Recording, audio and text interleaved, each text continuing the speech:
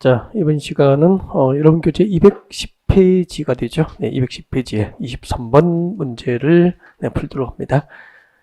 자, 도시 및 주관경정비법상 정비계획 위반권자, 정비계획 위반권자의 안전진단에 관련된 설명으로 틀린 것은 그렇게 되어 있습니다. 네, 잠깐만 보실래요? 네. 자, 도시 및 주관경정비법상 정비사업이 모두 몇 가지가 있죠? 네, 세 가지가 있죠. 세 가지의 정비사업이 있게 됩니다. 네.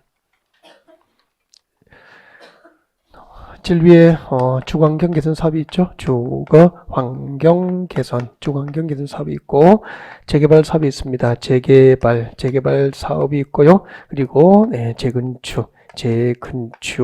있죠. 이 세 가지 정비 사업 중에서 그 정비계획 위반 여부를 결정하려고 이거 정비계획 위반 여부 결정을 위해서 안전 진단이 있어야 되는 것은 무슨 사업이죠? 네, 재건축만 그래요. 재건축만. 그럼 재건축 사업의 경우에는 그 정비계획 위반권자가 정비계획 위반 여부를 결정하기 위해서 필요한 경우에는 안전 진단을 실시해야 하고요. 그 안전진단 결과 보고서하고 지역여건이라든지 도시계획 등 기타 사항을 종합적으로 고려해서 재건축 사업 정비계획 위반 여부가 결정이 되는 거예요. 그게 이제 안전진단이죠. 네. 그러면은 재건축 사업을 위한 안전진단은 언제 해야 될까라는 거죠. 언제 해야 되죠? 우리 재건축 사업을 10년 내에 하려면은 일단 그 도시의 정비기본계획, 대도시 정비기본계획에서 무엇을 지정합니까? 예정구역을 지정하고 그 재건축 사업의 예정구역별 정비계획 위반 시기를 정하고 있잖아. 그 재건축 사업의 정비계획 위반 시기가 도래한 때 정비계획 위반권자는 그 정비계획 위반 여부 결정을 위해서 안전진단을 의무적으로 실시해야 돼요. 이거 하나. 그리고 나머지는 이제 안전진단 실시 요청자가 있는 거예요. 요청자가 있을 때. 그때 안전진단 실시 요청을 위한 동의 요건은 기억납니까? 전부 얼마죠? 10분의 1. 10분의 1 이상의 동의 요건을 줘서 안전진단 실시를 요청한 때 그렇게 되죠. 그래서 재건축 사업 정비계획 위반 여부를 위한 안전진단은 이제 기본교육에서 정한 예정구역별 정비계획 위반 시기가 도래한 때 이런 것은 꼭 암기를 하고 있어야 돼요. 이런 것은. 그리고 이제 10분의 1 이상의 동의 요건을 가져서 안전진단 실시를 요청하는 때 이 두 가지가 이제 안전진단을 실시해야 할 사유가 되는 거죠. 자, 이렇게 해서 이제 안전진단 실시 요청이 있으면은 이제 제일 먼저 하는 것이 뭐죠? 네, 요청을 받은 정비계획 위반권자는 현지 조사를 나갑니다. 라고 했죠. 그죠? 현지 조사 나가요. 진짜 아파트 붕괴 등 안전사고에 우리가 있는지, 현지 조사를 합니다. 그 현지 조사와 전문가의 의견을 참작해서 안전진단 실시 여부를 결정합니다. 안전진단 실시 여부를 결정하고 안전진단을 실시하기로 결정을 했어요. 결정을 해서 요청자에게 안전진단 실시 여부를 결정을 알려줘야 되죠. 요청으로부터 며칠 내에 알려줍니까? 30일 내에 이제 안전진단 실시 여부를 결정해서 알려줍니다. 그래서 안전진단 실시를 하기로 결정을 했어 하면은 위반권자 구청에서 어떻게 안전진단 합니까? 전문기관에 의뢰를 해야 됩니까? 전문기관에 안전진단 실시를 의뢰를 하게 되는 거죠. 의뢰를 받은 전문기관에서 안전진단을 실시합니다. 실시를 하고 결과 보고서를 위반권자에게 제출하는 거죠. 정비계획 위반권자에게 제출을 하고 그리고 결과 보고서를 요청자에게 또 알려줘요. 이렇게. 그 다음에 정비계획 위반권자는 그 안전진단 결과 보고서하고 기타 지역 여건이나 도시계획 등을 종합적으로 고려해서 안전진단 실시 여부를 최종 이제 정비계획 위반 여부죠. 정비계획 위반 여부를 최종 이제 결정을 하게 됩니다. 결정을 했어요. 하면은 아까 위반권자 누구였죠? 위반권자는 대부분이 이제 구청장 등이잖아. 구청에서 결정하면은 누구에게 그 결과를 보고해야 되겠습니까? 서울시장, 특별시장, 광역시장, 도지사, 지도지사들에게 안전진단 그 결과 보고서하고 그리고 정비계획 위반 여부 결정 사항을 이제 시도지사에게 이렇게 보고를 합니다. 보고를 받은 시도지사는 또 전문기관에다가 그 정비계획 위반 여부 결정의 적정성 여부에 대한 적정성 검토를 의뢰할 수 있고요. 그 결과에 따라서 시도지사는 정비구역 위반권자에게 정비구역 위반 결정 취소 등 필요한 조치를 요청할 수 있다. 대략 이제 흐름이 이렇게 진행됩니다. 여기에 관련된 문제들을 우리가 이제 풀어가게 될 겁니다. 아셨죠? 네. 재건축 사업을 위한 정비 예정구역별 정비구역 수립 시기가 도래한 때 아니면 10분 이상의 동의 요건을 갖춰서 안전진단 실시 요청이 있으면은 거기서부터 이제 안전진단 절차가 쭉 진행되어서 이제 이렇게 절차가 이제 진행된다는 거 대략적인 흐름을 소개해 드렸고요. 이제 관련된 내용을 또 문제로 확인합니다. 보십시오. 23번. 도시 및 중앙경제구역법상 정비구역 위반권자의 안전진단에 관련된 설명으로 틀린 것. 재건축 사업의 정비구역 위반을 위해서 친구들 미칠 거죠. 정비 예정구역별 정비구역 수립 시기가 도래한 때 이게 안전진단을 실시해야 할 첫 번째 사유 맞습니까? 네. 도래한 때 안전진단을 실시해야 됩니다. 2번. 정비구역 위반을 제한하려는 자가 그 제한을 하기 전 정비구역 위반 제한 전 해당 정비구역에 위치한 건축물 및 그 부속 토지 소유자 얼마죠? 10분의 이상의 동의 줄 거죠. 안전진단 실시 요청을 위한 동의 요건은 전부 10분의 이상입니다. 10분의 이상의 동의를 받아 안전진단 실시 요청할 수 있다. 맞습니까? 네, 요청 동그라미 하시면 되죠. 3번. 위 2번의 경우, 즉 안전진단 실시 요청자가 있는 경우잖아. 요청자가 있는 경우 정비구역 위반권자는 안전진단에 드는 비용을 해당 안전진단 실시 요청한 자에게 부담하게 할 수 있다 없다? 있다. 원칙은 누가 부담합니까? 위반권자. 안전진단 실시 비용은 관할구청, 즉 위반권자 부담이 원칙인데 요청자가 있으면 요청자에게 부담하게 할 수도 있다. 그런 이야기예요. 4번. 재건축 사업의 안전진단은 주택단지의 공동주택을 대상으로 하고 복리시설은 그 대상에서 제외된다. 틀렸죠? 여러분, 안전진단은 재건축 사업의 안전진단은 주택단지의 무엇을 대상으로 하죠? 건축물. 모든 건축물이 안전진단 대상이 되기 때문에 당연히 부대시설이나 복리시설도 안전진단 대상 건축물에 포함돼 안 돼? 포함되겠죠. 공동주택이 아니고 주택단지의 건축물을 대상으로 하게 됩니다. 이것은 연습 많이 하셨을 건데요. 모의고사도 보셨을 것 같고. 5번. 안전진단 의뢰를 받은 안전진단 기관이 중요합니다. 줄 거죠. 국토교통부 장관이 정하여 고시하는 기준. 그래서 이때 기준이 안전진단 실시 기준이고 안전진단 실시 기준은 누가 정합니까? 국장. 시장수등이 아니죠. 보통 이제 시장수등을 출제를 하겠죠. 국토교통부 장관이 정하여 고시하는 기준에 따라서 안전진단 실시하고 그 결과 보고서를 작성해서 정비구역 위반권자에게 또는 혹은 요청자에게 제출을 하게 됩니다. 24번. 재건축 사업의 안전진단 대상 등에 관련된 설명으로 틀린 것. 정비구역 위반권자는 안전진단 요청이 있을 때 그 요청으로부터 30일 이내에 줄거놓고 30일 내에 안전진단 실시 여부를 결정해서 요청인에게 통보한다. 정확합니까? 네. 위 정비구역 위반권자는 위 1의 경우 정비구역 위반권자는 안전진단 실시를 결정하기 전 단계별 사업 추진계획 등 사유로 재건축 사업 시기를 조정할 필요가 있다고 인정될 경우에는 안전진단 실시 시기를 조정할 수도 있습니다. 3번. 정비구역 위반권자는 현지조사 등을 통해서 안전진단 요청이 있는 공동주택이 노후불량축에 해당하지 아니함이 명백하다고 인정되면 안전진단 실시가 필요하지 아니하다고 결정할 수 있고요. 당연한 거 아닙니까? 4번.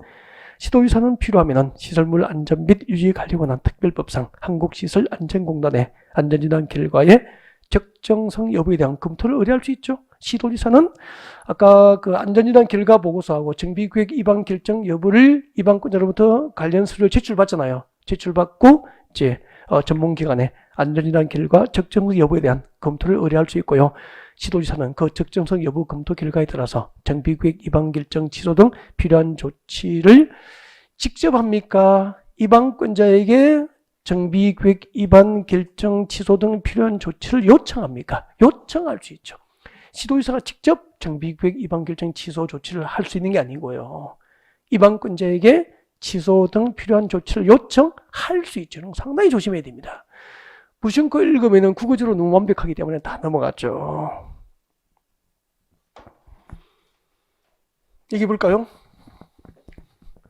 자, 정비계획 위반권자는 길가 안전위반 결과 보고서하고 지역계획이나 도시계획 등을 종합적으로 고려해서 정비계획 위반 여부를 결정을 한다 그랬죠. 정비계획 위반 여부를 결정을 하고 그 결정과 관련된 서류를 시도지사에게 보고를 해야 되고 보고를 받은 시도지사는 그 안전진단 결과의 적정성 여부 또 정비계획 위반권자의 정비계획 위반 여부 결정에 대한 적정성 여부를 전문기관에 의뢰를 할 수 있고요.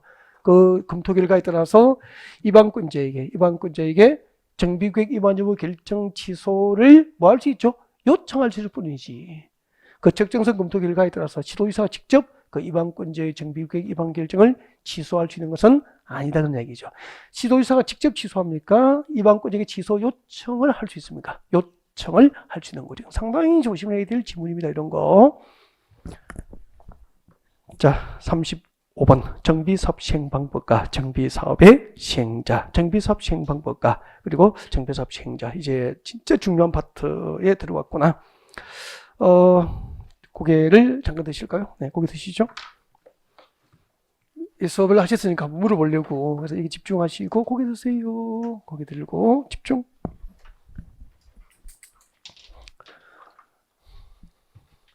주관경 개선 사업의 사업방법이 4가지가 있습니다. 저희들 어떻게 외웠죠? 주관경 개선 사업의 사업방법 4가지. 스스로, 환수, 관, 스스로, 환수, 관 이렇게 외웠다고.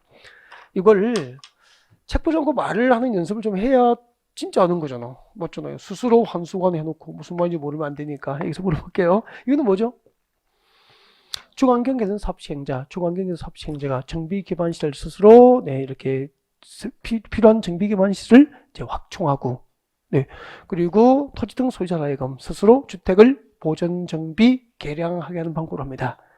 토지 등 소유자가 스스로 주택을 보존하면서 주관경을 보존하면서 정비하고 개량하게 하는 방법, 자가 개량이죠. 자가 개량. 집을 가지고 있는 사람들이 자기 집을 스스로 보존하면서 점진적으로 정비 개량하게 하는 방법, 그런 뜻이에요. 환지 방식으로 할 수도 있고 수용 방식으로 할 수도 있고. 그 다음에 이제 강조를 무지 드리고 싶은 게 이거잖아. 주관경에서 사업은 관리 청구객 방식으로 하는데 그때 관리 청구로 공급되는 대상이 뭐죠? 이거 외우라고 했잖아. 주관경에서 사업할 때 관리 청구로 공급되는 대상이 뭐죠? 주택, 부대, 복리시설. 주택이나 주택 플러스 부대시설, 복리시설이죠. 주택, 부대, 복리시설을 건설 공간의 방법으로 합니다. 그러니까 주관경 사업에서 관리 청구로 공급되는 것은 주택, 부대, 복리시설 등을 건설 공간 방법으로 한다. 그렇게 되죠. 그 다음에 재개발은 어떻게 되죠? 2가지 방법이 있잖아. 재개발은 여기 보고요. 재개발 사업은 관리 청구계획 방식으로 할 수 있죠. 네, 관리 청구계획 방식으로 할 수 있고 또 환지를 공급하는 방법으로 할 수 있는데, 그때 재개발할 때 관리 청구로 공급을 할 수 있는 대상이 뭐죠? 건축물 이런 거 안 해보면 안 되죠. 건축물을 건설 공급 방법으로 할 수 있다. 그렇게 쓸 거예요. 이유는 알고 있죠. 2018년도부터 재개발 대상이 기존에 이제 주거지역에 공식적으로 무엇이 포함된 겁니까? 상업지역, 공업지역이 포함되기 때문에 상업지역에서는 상가 건축물, 공업지역은 공장 건축물, 여기는 주택, 부대, 복리시설이잖아. 그래서 주택, 부대, 복리시설, 상가 건물, 공장 건물이 전부 포함되어야 되니까 여기에 주택, 부대, 복리시설 쓰면 틀리는 거죠. 작년부터 개정된 거예요. 그래서 재개발 사업을 할 때 관리청구로 공급을 준 대상은 건축물이 되는 거예요. 건축물. 근데 건축물에 무엇이 포함되어 있죠? 주택 등도 포함되고 또 상가 건물이나 공장 건물도 다 포함되는 거죠. 그 다음에 재건축은 딱 하나뿐이죠. 관리청구계획 방식으로만 할 수 있는데, 근데 재건축할 때 관리청구로 공급되는 것은 뭐죠? 주택, 부대, 복리시설, 주택, 부대, 복리시설. 그리고 또는 무엇을 공급할 수 있죠? 오피스텔을 공급할 수 있죠. 오피스텔을 건설 공급하는 방법으로 할 수 있고요. 그리고 주택, 부대, 복리시설과 오피스텔을 건설 공급하는, 그때 오피스텔 공급에 허용되는 것은 어디죠? 용도지역이 2군데잖아. 준주거지역하고 상업지역. 준주거지역과 상업지역에서는 오피스텔 공급이 가능합니다. 그러니까 이런 포인트를 정확하게 기억하는 방법으로 복습이 이루어져야 돼요. 그냥 두루뭉실하게 외워놓고 무슨 말인지 모르면 안 되잖아요. 그죠? 이런 거 특히 좀 연습 좀 하시고요. 토지 등 소유자가 스스로 주택을 보존 정비 개량하는 방법, 환지 방식으로 할 수 있고 수용 방식으로 할 수 있고 관리 청구로 주택, 부대, 복리시설 건설 공하는 방법으로 할 수도 있다. 그렇게 하시면 되고, 나중에 요약집 보시면 이대로 정리가 되어 있거든요. 그러니까 덜 자료 찾고 쓰지 말고 나올 때마다 외우고 나중에 수업 듣고 복습을 찾아서 제대로 하시고 그렇게 하시면 되죠. 문제 볼까요? 장래 기출문제는 여러분 보시면 되고요. 네, 쳐다보면 답이 보여요. 네, 27번 같이 볼까요? 27번. 도시 및 중앙경제법상 정비사업 시행 방식에 관련된 설명으로 틀린 것은 1번 주관경제사업은 관리 처분 계획에 따라서 건축물을 건설공하는 방법으로 할 수 있다. 틀렸잖아. 주관경제사업은 관리 처분으로 공급되는 게 건축물이 아니고 뭐죠? 주택, 부대, 복리시설 이렇게 되는 거예요. 1번이 답이고 2번 주관경제사업은 정비사업 시행자가 정비구역에서 정비기반시설과 공동이용시설을 새로 설치하거나 확대하고 토지 등 소유자가 스스로 주택을 보전 정비 개량을 막고 맞습니까? 토지 등 소유자가 스스로 주택을 보전 정비 개량을 막고 우리는 외울 때는 스스로 그렇게 온 거잖아 이게. 재개발 사업은 인가받은 등 관리 총에 따라서 무엇을 공부합니까? 건축물. 재개발은 건축물이 와야 되죠. 건축물을 건설 공하는 방법. 재건축은 정비구역에서 인가받은 관리 총에 따라서 주택, 부대, 복리시설 및 그리고 뭐죠? 오피스를 건설 공하는 방법. 이때 오피스를 건설 공급할 수 있는 경우는 용도지역은 어디죠? 준주거지역과 상업지역에서만 가능하게 되죠. 29번 이제부터 정비사업 시행자로 들어갑니다. 정비사업 시행자 자 기본적인 틀은 잡아놓고 들어가도록 해야 됩니다. 바로 문제 풀면은 헝클을 줘버려요. 그래서 자 고개를 그대로 듭니다. 고개 드세요. 고개 드시고 자주 찾는 것은 혼자 복습할 때 앞에 보시고 집중해요. 집중. 그럼 주관경제사업은 시행자가 제가 할 때 이렇게 하잖아. 주관경제사업은 일단 공영개발입니까? 민간개발입니까? 공영개발. 공영개발이에요. 주관경제사업은 공영개발 방식으로 한다. 공영개발이라고 말씀드리고 재개발 재건축은 공영개발입니까? 민간개발입니까? 민간개발. 이렇게 일단 구분을 하는 거죠. 근데 이제 공영개발. 주관경제사업은 공영개발은 누가 직접 하는 거죠? 시장, 군수 등이 직접 하거나 그렇게 되죠. 그럼 우리 아까 첫 시간에 이때 시장, 군수 등이 누구죠? 그렇죠. 이때 시장, 군수 등은 정확하게 특도, 시장, 군수, 구청장이거든. 우리 서울에서 보십시오. 우리 서울에서 주관경제사업, 달동네철도 사업은 시장, 군수 등이 직접 할 수 있다는 것은 관할 구청에서 직접 한다는 거잖아요. 시장군수 등의 범위를 모르면 이제 구청에서 직접 하는지는 상상을 못 하는 거죠. 구청에서 직접 하거나 구청이 할 여건이 안 되면 누구를 지정합니까? 주공등. 이때 주공등이 누구죠? 한국토지주택공사와 지방공사, 한국토지주택공사와 지방공사 등을 이제 구청에서 뭐하죠? 지정합니다. 지정하여 하게 할 수 있다는 거죠. 그래서 공영개발이라고 하는 거죠. 가장 큰 특징이 뭐냐면은 구청에서 직접 하나 구청이 할 여건이 안 되면 주택공사 등을 지정해서 하기 때문에 민간개발입니까? 공영개발입니까? 공영개발 방식 때문에 토지 등 소유자가 직접 하거나 조합을 만들어서 하는 경우는 법적으로 없다는 거죠. 그래서 가장 큰 특징은 주관경제사업조합은 세상에 있습니까? 없습니까? 없죠. 조합이 없는 정비사업이에요. 주관경제사업은 조합이 단독 시행함이 원칙이다. 그렇게 나가면 딱 틀려버린 거잖아요.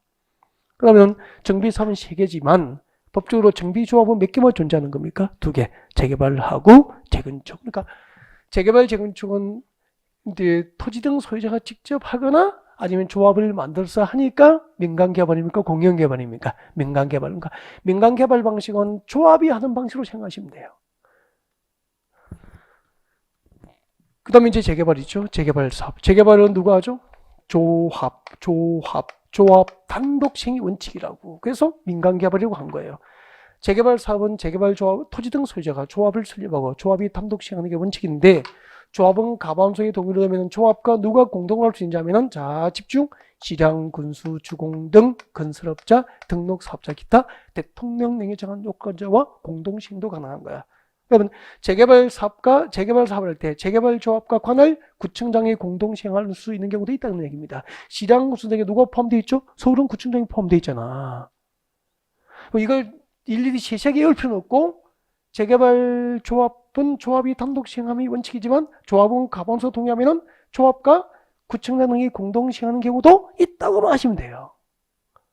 읽고 맞아라고만 하면 된다고.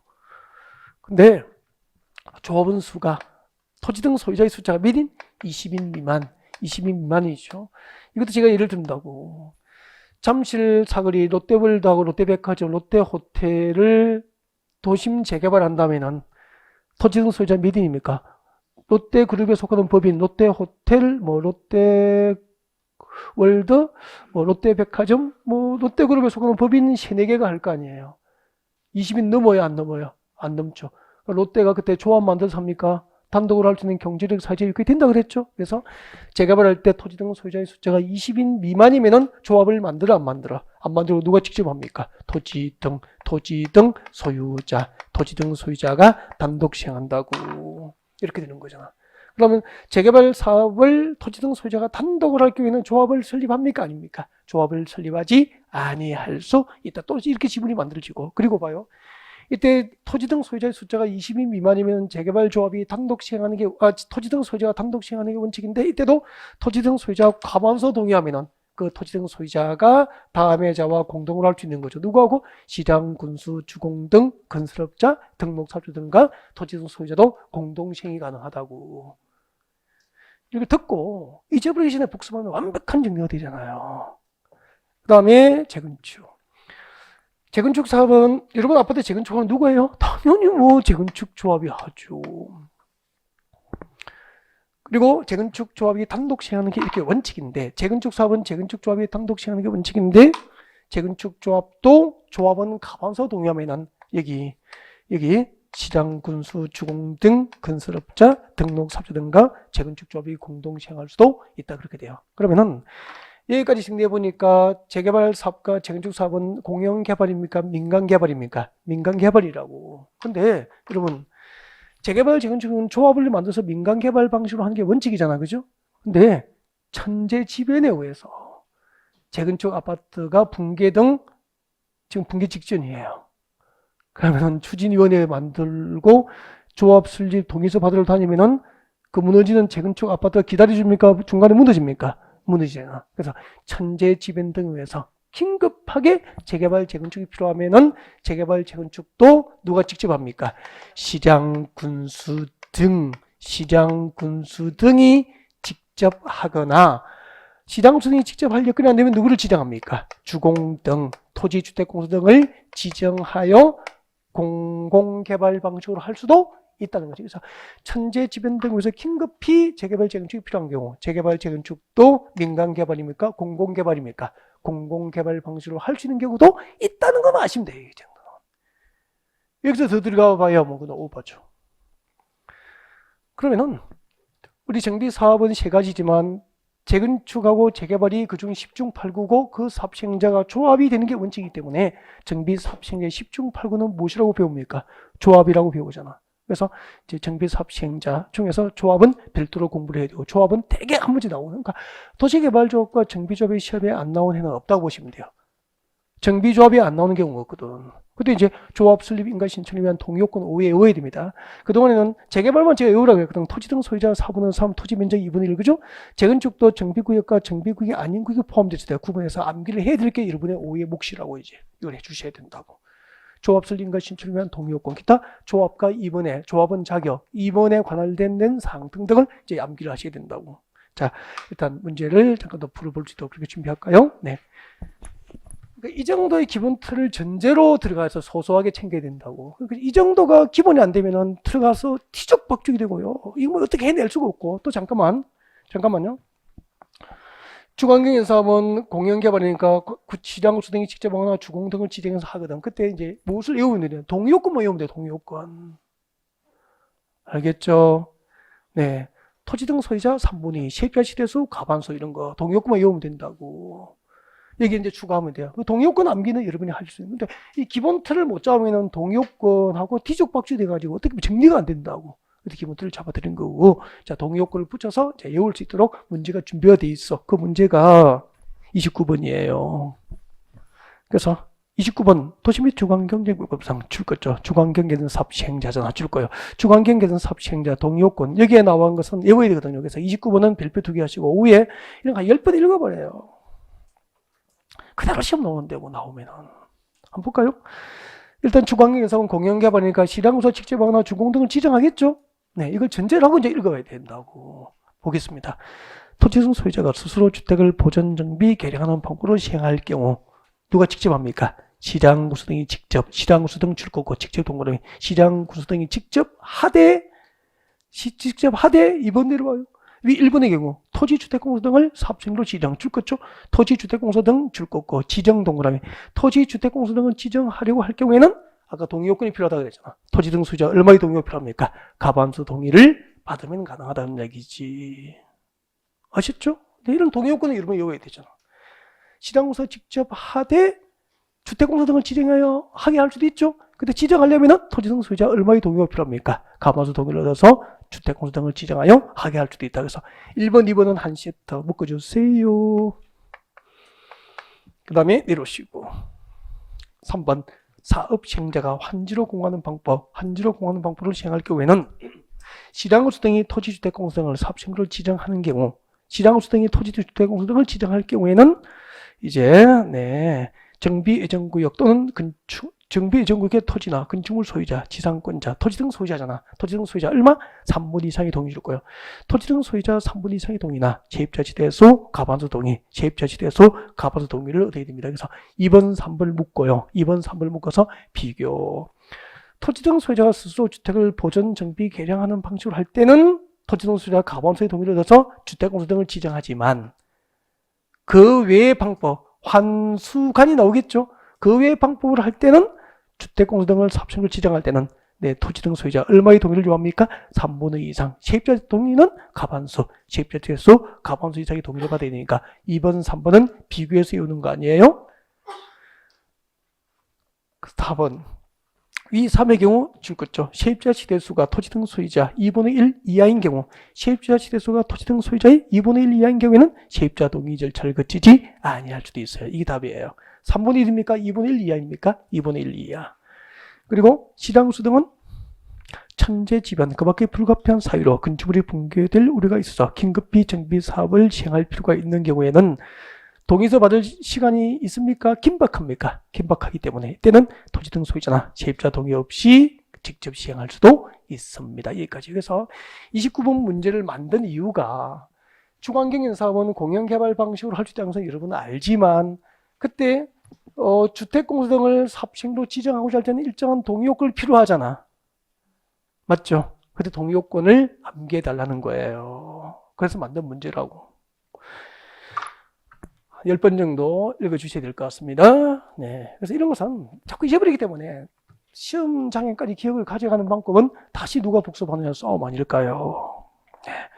넘어가겠습니다. 그 다음에 30번.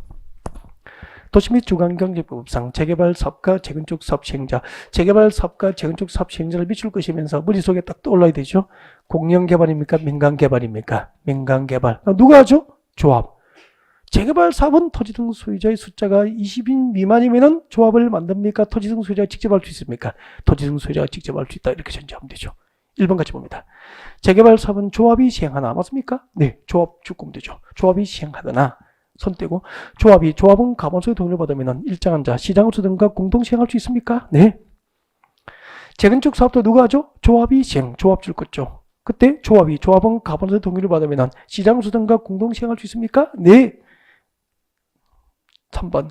재건축 사업은 토지 등 소유자 20인 미만인 경우에는 토지 등 소유자 시행할 수 있다. 틀리잖아. 재건축이 아니고 재개발만 토지 등 소유자의 숫자가 20인 미만이면 조합을 수립하지 않고 토지 등 소유자가 직접 시행할 수 있게 되죠. 3번이 답입니다. 4번. 시장구수 등은 천재지변, 그 밖에 불가피한 사유로 긴급히 사업시행이 필요하다고 인정될 때는 재개발, 재건축 사업도 토지, 주택공사 등을 사업성을 지정하여 시행을 할 수 있죠.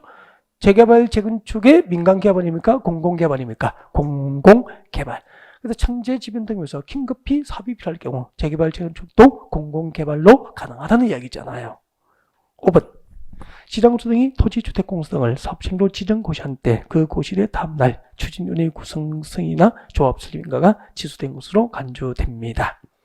당연한 거 아닙니까? 네. 32번 옵니다. 32번. 도시 및 주관경정비법상 재개발 사업과 재건축 사업의 사업 대행자, 정비사업 대행자죠. 네, 사업 대행자 줄 거죠. 재개발 사업과 재건축 사업의 대행자까지 밑줄 그시고 거기만 잠깐 들어요. 거기만 잠깐. 정비 사업의 대행이죠. 정비 사업의 대행. 사업의 대행. 필기는 일치하실 필요 없습니다. 필기가 필요 없어. 여기 집에 다 있습니다. 제가 쓰는 그림이 다 나와 있거든요. 나중에 복습하시면 돼요. 하시면 여기서 손만 딱 듣습니다. 집중. 여러분, 정비 사업 몇 개가 있죠? 3개가 있잖아. 3개. 이 3가지 정비 사업 중에서 대행자에 의해서 정비 사업을 할 수 있는 사업 대행, 정비 사업 대행 대상이 되는 건 2개뿐인데 뭐죠? 재개발하고 재건축만 정비 사업이 대행되는 거예요. 이거 뭐냐면은 주관경영 사업은 민간 개발입니까? 공영 개발입니까? 공영 개발이니까 누가 하죠? 서울 같은 구청에서 직접 하거나 구청장이 할 여건이 안 되면 주택공사 등을 지정하거든. 그럼 구청은 부도 나요? 안 나요? 구청이 부도 나거나 파산하지는 않잖아. 그죠? 주택공사도 마찬가지다. 국가공기업이니까. 그래서 또 신뢰할 수 있는 정비사업 시행자이기 때문에 사업 대행 제도가 없어요. 없고 이제 조합을 만들어서 하거나 토지 등 소유자가 직접 하는 재개발, 재건축은 민간 개발이고 그 민간 개발 방식으로 할 때만 정비사업 대행 제도가 있는 거예요. 그래서 잠깐 이렇게 되거든요. 정비사업 시행자가 그러면은 민간 개발 방식으로 할 때만 정비사업이 대행되니까 시행자가 누구여야 됩니까? 시장수 등입니까? 주공 등입니까? 아니면 조합이어야 됩니까? 조합, 정비사업 시행자 조합이거나 아니면은 토지 등 소유자가 시행자일 때만 정비사업이 대행되는 거라고. 그럼 머릿속에 이렇게 정리하면 되겠네. 민간개발 방식으로 하는 정비사업만 대행 제도가 있고 공영개발 방식은 정비사업 대행이 없다고 기억하시면 되잖아요. 그래서 설명을 들어야 되거든요. 그래서 조합이나 토지 등 소유자가 시행자인 정비사업이 다음 중 한 개 걸리면은 장기간 사업이 장기 지연되거나 또 권리관계 분쟁 등으로 사업의 계속적 추진이 곤란한 거야. 조합이나 토지 등 소유자가 시행하는 재개발 사업과 재건축 사업에서 사업이 장기간 지연되거나 권리관계 분쟁 등으로 사업의 계속적 추진이 곤란하거나 토지 등 소유자가 과반수 동의로 사업 대행을 시장수 등에게 요청을 하는 경우에는 이 둘 중 하나가 대행 사유가 되는 거예요. 이 둘 중 한 개, 사업이 장기 지연되거나 권리관계 분쟁 등으로 사업의 계속적 추진이 곤란하거나 토지 등 소유자가 과반수 동의로 요청하면은 이 시행자를 대신해서 대행자가 정비사업을 행하게 되지. 이를 뭐라고 하죠? 정비사업의 대행이라 그래. 그러면은 이 조합이나 토지 등 소유자를 대신해서 누가 정비사업을 대행할 수 있죠? 법적으로 대행할 수 있는 자 누구죠? 지금 외워야 같이 시장, 군수 등이 직접 대행하여 시행할 수도 있고 아니면 누구를 지정합니까? 시장수 등이 주공등, 주택공사 등 또는 지정개발자 등을 대행할 자로 지정하여 대행하게 할 수도 있죠. 시장수 등이 직접 하거나 주공등을 지정하거나 아니면 지정개발 등을 지정하여 대행하게 할 수도 있다고. 그러면은 여기 1, 2, 3번은 시행자입니까? 대행자가 되는 겁니까? 대행자가 되죠. 그러면 대행자는 사업이 대행되는 기간 동안 시행자를 대신해서 정비사업을 행하게 되는 거죠. 그럼 사업을 대신했으니까 하다 보면은 사업비를 지출해야 되잖아. 그죠? 그리고 이를 대신해서 보수를 받아야 되잖아. 그래서 이 사업을 대행한 자는 시행자에 대해서 보수 청구권과 비용 상환을 청구할 수 있는 권리가 있고 그 권리를 행사할 수 없게 되면 앞으로 시행자에 기속될 대지나 건축을 뭐 할 수도 있다. 압류하는 것도 법적으로 허용이 된다고. 다음에 시장구소가 일정한 사유가 있어서 시장구소가 사업을 대행하기로 사업 대행을 개시하겠다고 결정을 했어요. 결정을 하면은 그 결정을 이제 공식적으로 고시합니다. 이를 사업대행 개시 결정고시라고 그래. 사업대행 개시를 결정하면은 사업대행 개시 결정을 고시하게 돼요. 언제부터 누가 어떤 방법으로 정비사업을 대행하겠다고 알려드릴 거 아닙니까? 사업대행 개시 결정을 고시하고요. 그 다음에 정비사업이 무사하게 잘 끝났어. 그럼 분양 등기를 하거든. 아니면은 사업을 대행해야 될 원인이 됐던 사유가 없어져 버렸어. 그럼 더 이상 정비사업을 대행할 필요가 있어 없어? 없죠. 이럴 경우에는 사업 대행을 완료합니다. 완료하게 되고 완료하면은 공식적으로 완료 사실을 고시한다고. 이것을 사업대행 완료 고시라 그래요. 그러니까 시작할 때는 사업대행 개시 결정 고시하고 끝낼 때는 사업대행 완료 고시라는데 그 사업대행 개시 결정이 고시되면은 사업대행 개시 결정 고시일의 다음 날부터 사업대행 완료 고시일까지 이 기간 사업대행 개시 결정 고시가 있은 날의 다음 날부터 사업대행 완료 고시가 있는 날까지 이 기간이 대행 기간이 되고 이 대행 기간 동안 정비사업의 대행자는 정비사업을 대행하는 자는 자기의 이름과 사업시행자의 계산으로 사업시행자의 업무를 집행하고 재산을 관리하는 방법으로 정비사업을 대행하게 되는 거예요. 대행자가 자기의 이름으로 정비사업을 하니까 사업을 누구의 명의로 합니까? 대행자의 명의로. 시행자의 경제적 부담으로 이제 정비사업을 집행하고 업무를 집행하고 재산을 관리한다 그런 얘기입니다. 네. 이게 이제 정비사업의 대행이죠. 대략적으로 설명 다 드렸고요. 뭐 그렇게 많이 중요하지는 않고요. 네. 대략적으로 이 정도 한 문제만 이해해도 충분하지 않을까요? 네, 같이 보겠습니다. 32번 도시 및 주거환경정비법상 재개발 사업과 재건축 사업 대행자에 관련된 설명입니다. 틀린 것. 시장수 등은 출구죠. 토지 등 소유자, 가반수의 동의로 사업 대행을 요청하는 경우 대행 사유가 됩니다. 대행 사유. 토지 등 소유자, 가반수 동의로 요청하거나 아까 또 사업이 장기 지연되거나 권리관계 분쟁 등으로 사업의 계속적 추진이 곤란한 경우 장기 지연, 권리관계 분쟁 등으로 사업이 장기 지연되거나 또 토지 등 소유자, 가반수 동의로 요청하면은 시장수 등은 누구를 대신하죠? 조합 또는 토지 등 소유자가 본래 누구죠? 시행자였잖아. 조합 또는 토지 등 소유자 줄 것이고 누구죠? 시행자. 이 시행자, 조합이나 토지 등 소유자인 시행자를 대신해서 시장수 등이 직접 정비사업을 할 수 있다. 시장수가 직접 대행하여 시행할 수 있죠? 네. 정확한데요. 2번. 사업대행자는 사업시행자에게 청구할 수 있는 보수 또는 비용 상환에 대한 권리로서 사업시행자에게 기속될 대지나 근처를 압류할 수 있다 없다? 있다. 정비사업을 대행하면 보수를 받고 사업 비용 상환을 청구할 수 있는 권리가 있다 그랬죠? 그 권리로서 사업시행자에 기속될 대지나 근처를 압류할 수 있어요. 2번, 3번. 시장구수 등은 사업대행 개시 결정을 한 경우 해당 자치단체 공보 등에 사업대행 개시 결정을 한 날이나 사업대행자 등을 고시합니다. 고시 동그라미. 이 고시가 뭐죠? 사업대행 개시 결정 고시해야 되는 거죠. 사업대행 개시 결정을 고시한 거죠. 사업대행 개시 결정을 고시해야 된다. 그 다음에 2번, 3번, 4번. 정비사업 대행자가 정비사업을 대행할 경우에는 그 고시를 한 날부터가 아니고 그 고시를 한 날의 다음 날부터 사업대행 개시 결정 고시의 다음 날이잖아요. 그 고시의 다음 날부터 그 고시를 한 날의 다음 날부터 사업대행 완료 고시를 한 날까지 줄 거죠. 그 고시를 한 날의 다음 날부터 사업대행 완료 고시를 한 날까지 이게 뭐죠? 대행 기간이 되는 거예요. 대행 기간. 사업대행 개시 결정을 고시한 날부터입니까? 사업대행 개시 결정 고시를 한 날의 다음 날부터입니까? 다음 날부터 사업대행 완료를 고시하는 날까지 이게 대행 기간이 됩니다. 이 기간 동안 정비사업 대행자는 누구의 이름으로? 자기의 이름과 누구의 계산으로? 사업시행자의 계산으로 사업시행자의 업무를 집행하고 재산을 관리하는 방법으로 정비사업을 대행하게 되는 거예요. 대행 기간이 틀렸죠? 그 다음에 5번. 사업 대행자는 줄 것죠? 사업 대행의 원인이 된 사유가 없어지거나 줄 거예요. 기억. 사업 대행의 원인이 된 사유가 없어졌어. 기억.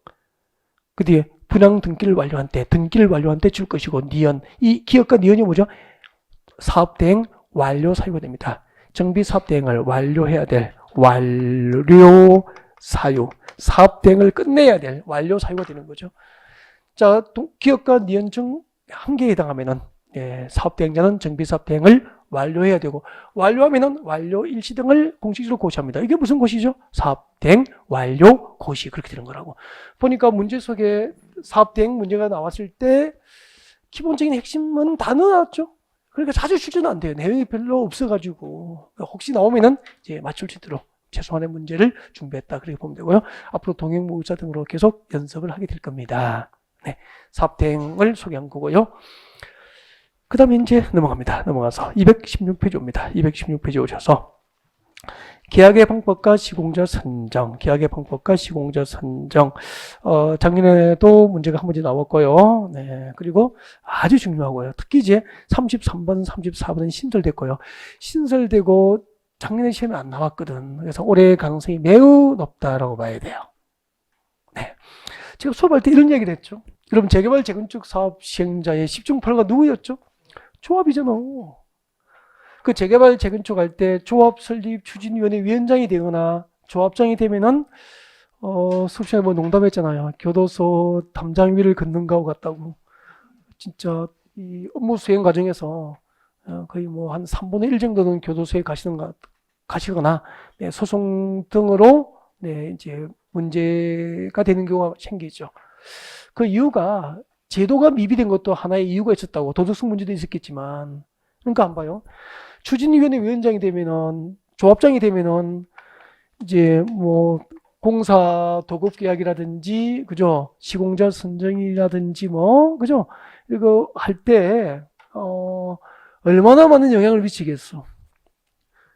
그러면 우리 재건축 돈 되는 재건축은 건설회사들이 수주 경쟁이 치열하잖아요.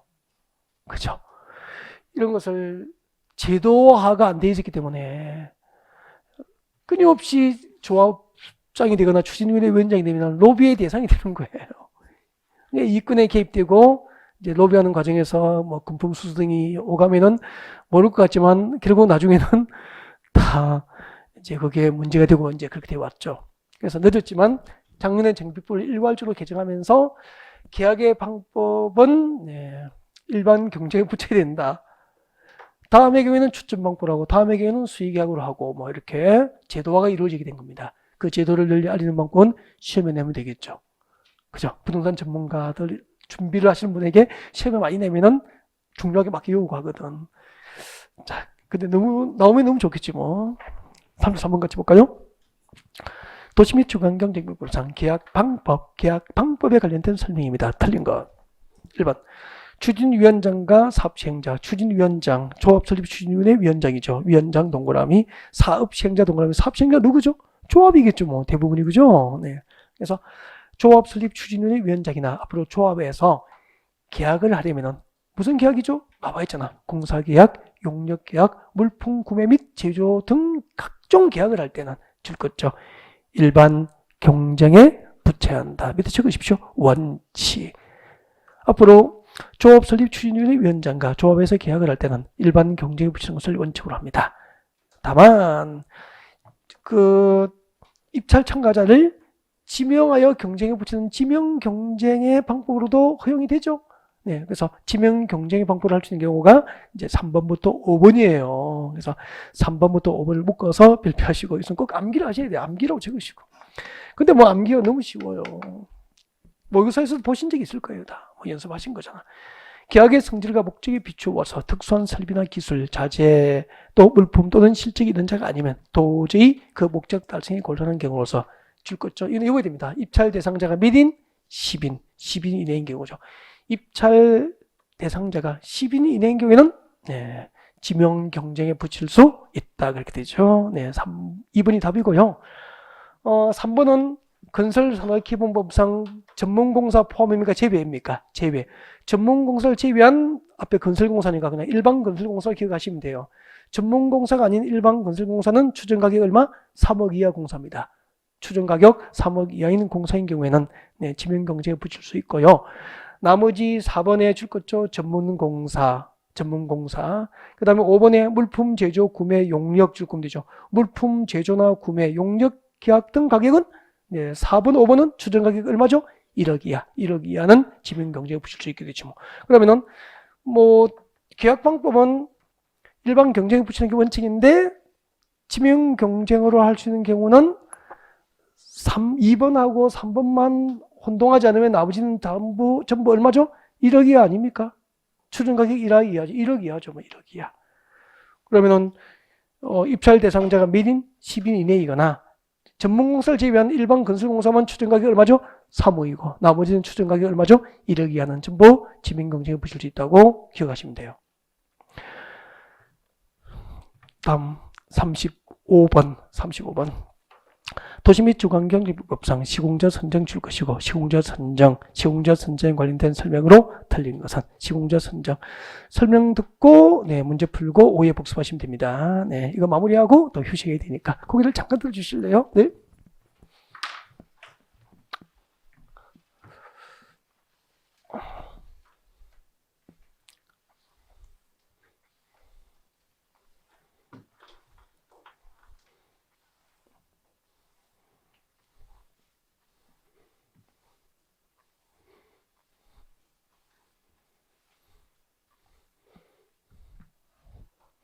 시공자 선정입니다. 시공자. 이거 외워야 되거든요. 시공자 선정. 어차피 외워야 되니까 같이 한번 외워요. 같이. 필가지 필요 없음. 자료는 요약집과 기본서에 다 정리되어 있음. 같이 외워요. 나올 때마다 외웁니다. 시공자 선정. 시공자 선정은 항상 이걸 보셔야 돼요. 선정 주체가 누군지를 보셔야 됩니다. 선정 주체. 선정하는 사업 주체에 따라서 선정 시기하고 방법을 구별해서 외우면 끝난 거예요. 정비사업 시행자, 가장 보편적인 시행자가 누구죠? 조합이잖아. 조합이 시공자를 선정할 때, 그러니까 조합을 딱 봐야 돼. 정비사업 시행자가 조합일 때, 조합이 시공자를 선정할 때는 선정 시기가 언제죠? 이걸 외워야 되는데, 조합 설립 인가를 받은 후죠. 조합 설립 인가 후. 조합은 설립 인가 후에 조합총회에서 뭐죠? 경쟁 입찰 방법으로 건설업자나 등록 사업자 등을 시공자로 선정하게 돼. 그때 건설업자나 등록 사업자는 암기할 필요가 없죠. 그걸 외우시는 분이 있고 이걸 안 외우면 안 되는 거죠. 이 법 조문을 보고 공부하면 통째로 외우면은 그거 위주로 외우고 막 그래요. 그럼 잘못된 거잖아. 그러니까 조합은 조합 설립 인가 후에 경쟁 입찰 방법으로 조합총회에서 경쟁 입찰 방법으로 건설업자나 주택법상 등록 사업자 중에서 시공자를 선정하게 되는 거예요. 이게 원칙이라고. 물론 경쟁 입찰이 2회 이상 주설되면 뭐죠? 수익이요. 원칙만 외우면 되니까 일단은. 근데 정비조합의 조합원 수가 조합원 수가 몇인? 100인 이하. 그럼 조합이 좀 커요, 작아요? 작잖아. 조합원 수가 100인 이하인 경우에는 조합 설립 인가 후에 뭐죠? 조합총회에서 정관이 정하는 바에 따라서 건설업자나 등록 사업자를 시공자로 선정하게 되는 거죠. 그래서 여기는 정관을 외워야 되죠. 조합은 설립 인가 후 경쟁 입찰 방법으로 시공자를 선정하는 원칙인데, 조합원 숫자가 100인 이하인 조합은 정관이 정하는 방법으로 시공자 선정이 정관. 100인 이하는 정관을 외워야 돼요. 그래서 이런 것은 그냥 반사적으로 나오게 외워야 돼요. 오해 연습하시라고 이걸. 그렇게 해서 정비법 6개 마음 딱 비우고 최소 3문제 이상 맞추면 될 거 아니야. 3문제는 된다니까, 쉽다니까. 지금 해드린 범위만 해도 3문제는 뭐 쉽게 맞춰요. 단 5문제, 6문제 맞추는 것은 운명이라고 생각하셔야 돼. 그건 운에 맡기면 되죠 뭐. 공부한 범위에서 나오면 좋고, 그죠? 아니면은 틀려도 뭐 합격하는 지장이 없다고 생각하시면 돼. 정비법은 3개 이상만 쉽게 맞추자는 마음으로 공부하시면 돼요. 다음에, 근데 하려면 이런 것은 필수로 하셔야 됩니다. 다음에 조합이 하고 또 누가 하죠? 재개발 사업은 누가 하죠? 토지 등 소유자의 숫자가 20인 미만이 누가 할 수 있죠? 토지 등 소유자. 조합을 만들지 않고 토지 등 소유자가 할 수 있잖아. 재개발 사업을 토지 등 소유자가 하는 경우죠. 토지 등 소유자, 재개발을 토지 등 소유자가 할 때는 선정식이 언제죠? 사업 시행 인가 후야. 사업 시행 인가 후. 정비 사업 시행 인가를 받은 후에, 사업 시행 인가 후에 너무 중요해. 규약이라는 것은 본래 민간 주체끼리 약속이 규약 아니에요, 쉽게 이야기해서. 그래서 조합은 정관이 약속을 정한 거 아닙니까? 조합의 지키될 법이에요. 조합 내에서. 그럼 이제 토지 등 소유자는 조합이 없으니까 뭘 정한 겁니까? 자기들끼리 뭘 정한 거죠? 규약이래요, 규약. 도합은 숫자 100인 이하이면 정관. 원칙은 경쟁입찰. 100명 이하 정관. 토지 등 소유자는 뭐죠? 규약. 이거 외우기가 쉽지 않은 거잖아요. 규약이 정하는 방법으로 건설업자나 등록사업자 등을 시공자로 선정합니다. 그러면 이제 조합과 토지 등 소유자 하면은 이제 여기는 민간이 끝난 거잖아요. 민간. 그럼 남은 시행자는 누굽니까? 공영개발. 그럼 누구죠? 지장구수등이잖아요. 쉽잖아요. 지장구수등이 직접 할 수 있고 지정개발자 등을 지정하는 경우 다 들어가겠죠? 그죠? 그래서 그냥 대표적으로 시장구수등이라고 외우면 되잖아. 시장구수등은 시공자를 언제 선정합니까? 사업 시행자 지정고시입니다. 사업시행자 지정고시 후. 사업시행자 지정고시 후에 경쟁입찰. 이때도 경쟁입찰이 2회 이상 유찰되면 뭐죠? 수의계약으로 할 수 있다. 경쟁입찰 방법으로 건설업자나 등록사업자 등을 시공자로 선정하게 돼요. 근데 여기서 하나만 딱 조심해야 될 게 있어. 조합이나 토지 등 소유자가 아니고 여기 시장구수 등이 직접 정비 사업을 하거나 주공 등을 지정해서 시행하는 경우, 자, 이 경우에는 주민 대표이나 토지 등 소유자 전체회에서 네, 시공자를 뭐 할 수 있죠? 추천할 수 있죠. 추천. 그럼 잠깐만 이런 거 공부할 때 그럼 조합이나 토지 등 소유자가 시공자 선정할 때는 추천 제도가 있어 없어? 없잖아. 보통 이걸 여기에 붙이는 거야. 조합은 숫자가 100인 이하인 경우에는 정관이 정하는 바에 따라서 시공자를 선정해야 하나 주민대표나 토지 등 소유자 전체회에서 시공자를 추천한 경우에는 추천한 자를 선정해야 한다. X입니까? X. 이걸 갖다 붙이는 거 위에 붙여서 시험 내는 거죠. 그럼 또 구별을 못하니까 넘어가는 거죠. 그러니까 하나씩 외워서 뭔가를 열심히 외웠는데 소속을 모르니까 틀린 거잖아요. 그래서 고개 들고 이렇게 한번 전체를 보는 게 좋다니까. 그래서 시장구수 등이 시공자를 선정할 경우에만, 즉 조합이나 토지 등 소유자가 아닌 자가 시공자를 선정할 때만 주민대표이나 토지 등 소유자 전체에서 시공자 선정을 추천할 수 있고, 추천하면은 추천한 자를 선정할 수 있습니까? 해야 합니까? 추천한 자를 선정해야 한다. 여기도 당하면 안 돼요. 추천하면은 추천한 자를 선정해야 한다. 그러면은 이 부분에 대한 핵심 키워드가 될 수 있는 것은 다 전달드린 거예요. 문제 확인할까요? 35번. 시공자 선정 딱 나오면 일단은 선정 주체에 따라서 시기하고 방법이 달라지니까 선정 주체를 딱 보셔야 돼요. 조합 딱 1번 조합 나오면 동그라미 딱 해버려야 되죠. 조합은 언제? 설립 인가를 받아 출금 되죠. 설립 인가를 받아 무슨 방법? 경쟁 입찰의 원칙이잖아. 이회성 유찰되면 수익이야. 끝났잖아. 경쟁 입찰 출금 되죠. 그리고 이제 경쟁 입찰 방법으로 건설업자나 등록사업자 등을 시공자 선정하게 됩니다. 거기서 건설업자나 등록사업자 이런 것은 출금이 돼? 안 돼? 안 된다는 얘기죠. 그걸 출금하게 외우면 망합니다. 이런 거. 외워야 될 거면 다 외우면 돼. 조합은 설립인가 후 경쟁 입찰을 딱 외우면 되잖아. 다음 내려와요. 조합원이 몇인? 100인 이하인 정비사업은 조합총회에서 뭐죠? 정관. 100인 이하 동그라미 정관. 정관이 방법으로 시공자 선정이 가능합니다. 2번이 답이고. 토지등 소유자 동그라미. 토지등 소유자는 언제 저대 줄 거죠? 사업체계획 인가를 받은 후에 뭐죠? 규약 동그라미. 규약이 정하는 방법으로 건설업자나 등록사업자를 시공자 선정합니다. 시장구수 등 동그라미 하시고, 시장구수 등은 시장구수 등이 직접 정비 사업을 하거나 토지주택공업 등 또는 지정개발자를 사업성을 지정한 경우에는 언제죠? 사업시행자 지정고시 후 출금되죠. 사업시행자 지정고시 후 경쟁입찰 동그라미. 경쟁입찰 방법으로 건설업자나 등록사업자를 시공자로 선정합니다. 5번 별표하시고 위 4에 따라 시공자를 선정하는 경우 누군지 알고 있죠? 시장구수 등이 시공자를 선정할 경우에는 두 번째 주제 들으십시오. 주민대표이나 토지등 소유자 전체회의 줄 거예요. 주민대표이나 토지등 소유자 전체회에서 경쟁입찰과 수익계약 방법으로 시공자를 추천할 수 있다. 맞습니까? 네, 추천할 수 있다 줄 것이고, 추천 여기는 안 나와 있지만 추천을 하면은 추천한 자를 선정할 수 있습니까? 해야 합니까? 이 경우 추천한 자를 선정해야 한다. 이 경우 추천이 있으면 추천한 자를 선정해야 한다. 그렇게 된다. 자, 37번부터 휴지 후에 진행합니다.